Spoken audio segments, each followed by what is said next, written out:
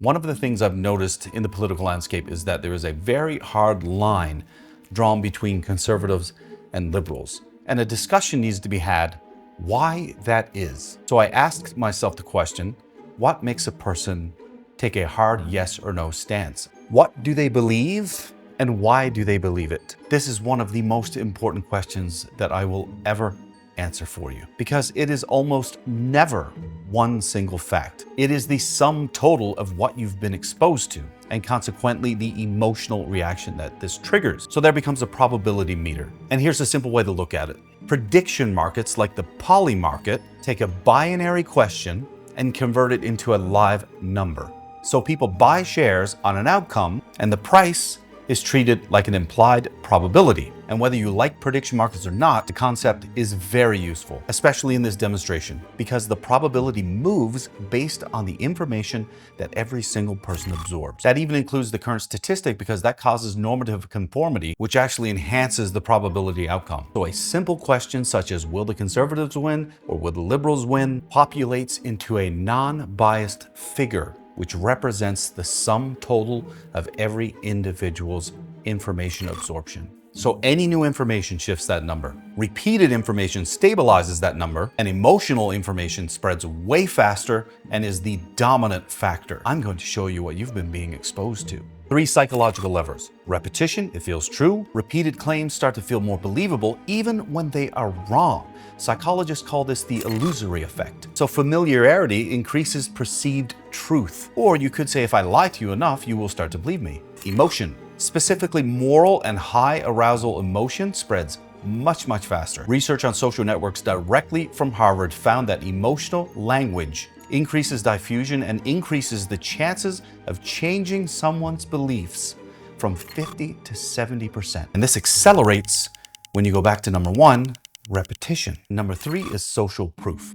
If everyone thinks like this, so should I. So we look at other people for cues, and if the content makes it look like the public has decided, it can pull undecided people in. This is also referred to as the cascade effect or pluralistic ignorance. So who cares? Why does this matter? Because that sum total that I mentioned, none of you realize that you're drowning in it as we speak. CSIS, the Canadian Intelligence Agency, has been warning Canadians publicly that foreign interference and espionage activities are persuasive, sophisticated, and extremely persistent. They were in fact referring to the CCP, the Chinese Communist Party, and this is well documented in internal documents, classified documents, and public documents. And that in Canada, these foreign actors have in fact targeted all levels of government to advance their national interest. Now layer on a modern accelerant, algorithmic distribution. TikTok's own materials have stated there are over 14 million users in Canada. Independent digital reporting puts that at the tens of millions of adult-specific users. And TikTok's feed is optimized surgically for engagement signals, especially watch time, meaning emotion, identity-based, conflict-heavy clips are structurally advantaged. US congressional research noted that Chinese state actors own a golden share in TikTok's subsidiary of ByteDance. So the CCP, who's reported by Canadian intelligence to have interfered with every level of your government, also has control of the algorithm for one of the 5 biggest social networks in the entire country. That means they could censor and accelerate any type of content that they prefer. Not only that, today's bots are so sophisticated with artificial intelligence, they are almost utterly indiscernible from real humans. Stanford has unveiled bot farms by the Chinese Communist Party in the tens and tens of thousands. So that person that's arguing with you online or supporting you may not even exist. This is not contestable because the only video that I had removed from any social network was from TikTok twice, and it was the only video on the CCP that I had ever posted. That's because they can shut you up. And to add insult to injury, during the election, the Chinese Communist Party ran massive campaigns on their largest social network, WeChat, and TikTok. Pro-liberal and supporting Carney, and they are surgical in this because they have a very effective strategy where they will embed non-biased information in a generally biased publication. Research from Harvard's Kennedy School refers to this as paltering. This is perceived as less unethical as just telling outright lies, but is equally as effective in misleading people, which is very, very smart. Canadian intelligence documents also state that the Chinese Communist Party were actually the original source of the Trump narrative, where they sought to identify conservatives as Trump-like. The liberals knew this up to 4 years before the public knew, because of a branch that they installed called NSICOP, which hid all foreign interference, and they leveraged this, adopted the narrative, and ran with it. That should terrify you. Their tactic, which is one of the most well-known and effective, is division, and that is what you see the liberals doing right now. Now, this doesn't mean that every narrative is foreign or that every poll is rigged, but it does mean the environment is contested. It means that the mechanisms are known, they are reported, they exist, and they are designed to be unnoticed. So you're absorbing it right now and you don't even know it. So this is a major piece of the sum total. Speaking of polls, now here is how the influence stacks. It starts with a privately funded poll, gets picked up by legacy media, converted into clips and memes, and then amplified by engagement-driven algorithms. And once it is repeated enough, it starts to feel like reality, just like the Trump narrative. There is a massive difference between a government-funded poll and a private poll, even though they look identical and they're from the same pollsters. Government contracted public opinion research has very strict formal processing and reporting structure. They have to be certified neutral and undergo vigorous oversight. Private polls, however, especially ones that are released through media partnerships, are not subject to the same rules and neutrality standards. It doesn't mean they're not valid, just no license requirement, no obligation to disclose methodology, no requirement to publish margin of error, no Elections Canada oversight, which starts to look more like a paid ad. So I can run a cheap poll in a liberal-heavy demographic through the same pollsters that the government contracts and produce a poll shared to the media that looks identical to the government-funded polls. They can run surveys on political parties, corporations, foreign entities, or the media. They can keep the results private and release them selectively, frame questions strategically, weight samples very aggressively, and it's all unbelievably completely legal. During an official announced election is the only time that mandatory disclosures are made to privately funded polls.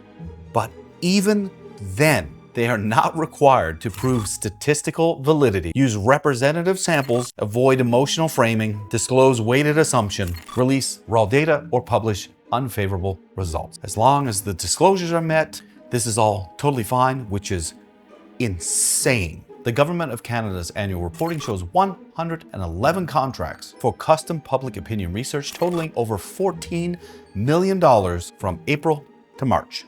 In that same period, we saw multiple private polls funded by the same pollsters, which were strategically dropped during major political events. Nanos, liberal favorable framing. ECOS, liberal favorable framing. Abacus, liberal favorable framing. Those were 3 privately funded polls. We have no idea who funded them, but I'm going to tell you a little secret about all 3 of those, because that is a net narrative effect of polls that look like government polls but are not. Over the same 12-month period that the government paid $14 million for polls, in the last 12 months, ECOS was paid $330,000 in government contracts, Ledger was paid $328,000, and Abacus was paid $67,000, but Abacus makes money somewhere else as well. In May of 21, Mark's wife, Diana, signed as an advisor on the company board of Eurasia Group.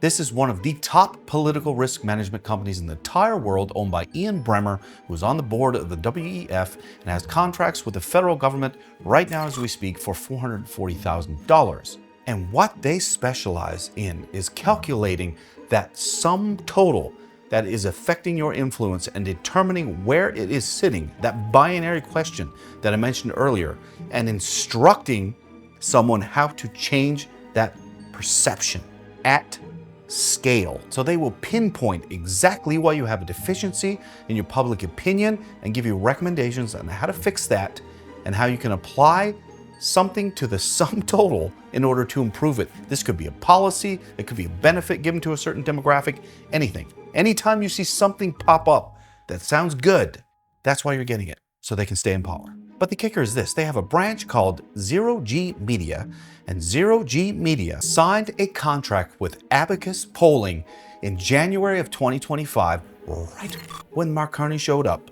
And they've had a contract with the Toronto Star since 2023, when Trudeau was in. As you go back up through this chain, you start to notice the pipeline, which looks like a massive liability. The federal government has what is basically an election engineering company with their thumb on one of the major pollsters, and that is connected directly to legacy media. Eurasia Group was paid over $1.5 million under the Trudeau government, and Mark Carney has awarded them another $400,000 since he took office. Owner of that company and Mark Carney are both board members of the World Economic Forum. So now you have a blend of government contracts and private contracts and a pipeline that's ambiguous, but tightly woven in. Even without alleging a single illegal act, this shows how privately funded polling can slide through the same pipeline that your federal tax dollars are going through and adjust a poll that has no restrictions based on the research done by the election engineering company that we are funding.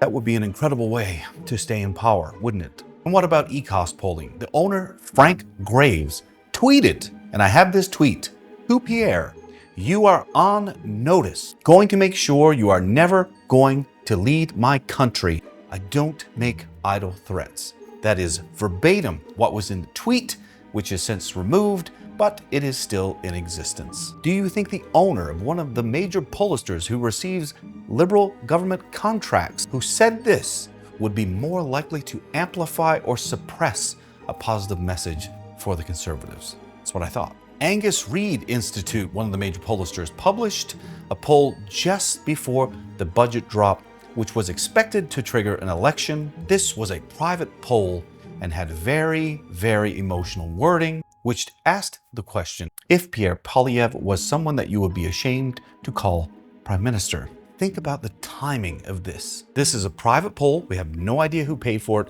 We have no idea the circumstances of the poll. We have no idea the margin of error, and it is specifically designed to trigger your emotion, which makes it 70% more effective, and to cause division, which looks like the CCP is written all over it. And I've already seen Mr. Carney embrace the help of the Chinese Communist Party. And this is how you know that it is a private poll, because it has very emotional wording and it is not neutral. Yet this goes through legacy media, shows up in your memes, and spreads all over the place. So now you're drowning in a paid narrative on all fronts right when there's a major political event that might trigger an election. Who do you think is smart enough to do that? I will show you how smart that person is at the end of the video. So Abacus, Angus Reid, ECOS, and Nanos all publish privately funded polls with recent liberal-leaning results. And the only one that was conservative-leaning was an Ontario media outlet poll. Who the fuck is paying for these polls? And this just isn't about polls, it's the sum total. Not only do we have catastrophic foreign interference, massive liabilities in the polling acquisitions, policy and media distribution, the Liberal government themselves obfuscate the truth. It is completely legal for the Liberal government to stand in the House of Commons and tell you that the net GDP ratio is 13%, but they don't tell you that Canada is the only country in the G7 that nets off its Canadian pension funds, which is $200 trillion. So the GDP ratio is over 110%, not 13% like they tell you in the House of Commons to make it sound like they're doing an amazing job, because they aren't. They changed the calculation for the poverty line method, so that looks better. Canceled your consumer carbon tax, but they raised the industrial at the exact same time. They're obscuring the crime severity index. At one point, I watched them lower student visa immigration and raise the IMP the same percentage at the exact same time, but all I saw in the media was the student visa reduction. Mark Carney mischaracterized $94 billion of spending in his budget as capital investment, but it's debt service. Do you now see how reality is painted with one stroke at a time? And most of us have no idea what's going on. So here's my point. If CSIS warns us that influence operates at literally every level of our government, and that social media can be leveraged to confuse and divide public opinion at scale, and we have endless examples of the government misleading you from the truth, who also happens to have a pipeline through an election engineering company to the polls, to the media, then you should start to question literally everything that comes in front of your face, especially when a minority government that is 2 seats away from a majority sees a conservative MP walk the floor and later receive $430,000 in campaign funds. And then another one walks the floor, surgically timed, who has ties to the CCP and is a Hong Kong native, immediately after celebrating Christmas with the conservatives. What are the incentives? Do not let your political reality be built by a pipeline that you never agreed to. Check your sources, check your incentives, check your wording, and check the timing. Because right now, the entire country is under attack with a propaganda campaign that you cannot even fathom. It is the war of information, and we are losing. I'm gonna sign off on this little story because I want everyone to know. Brookfield's private equity arm, BBU, bought a distressed asset, which was Westinghouse Electric, a nuclear business that had $9 billion in debt. After Mark Carney used pension funds to make his Brookfield Growth Transition Fund, they tabled a sale from that private equity arm to the transition fund at a majority stake and 49% to a Canadian company, a uranium company called Cameco. They didn't close this deal until 2023 after several things happened. Green energy policy was created through Trudeau by his economic advisor, which was Mark Carney. Contracts were signed with Ukraine for that same nuclear business for 9 AP1000 reactors valued at about $30 billion for total construction. And after all of that was in place and 49% was shifted to Cameco, but all the debt stayed with Westinghouse. This also made it a Canadian institutional company, so it can now access the green energy de-risking with federal funds, which is insane. Brookfield extracts $4 billion in profit at the closing, still owns the asset, which is nuts. And of the $23 billion that we have sent the Ukraine, over $9 billion does not have to be repaid, and it has policy to factually be able to pay for those nuclear reactors. Do you see what they did there? They used pension funds to originally start the investment fund. They sold the nuclear company to themselves, and then they took your federal tax dollars, paid it back in a circle. And by my calculations at this point, since they have contracts with the US, Sweden, Norway, and others, Mark Carney's carried interest may hit over $1 billion. So remember that as Trudeau's popularity was tanking, this billion-dollar nuclear industry that Mark had created through him, he was about to lose, so he came for it right away. Do you think that's worth misleading an entire country for? Now you're getting it.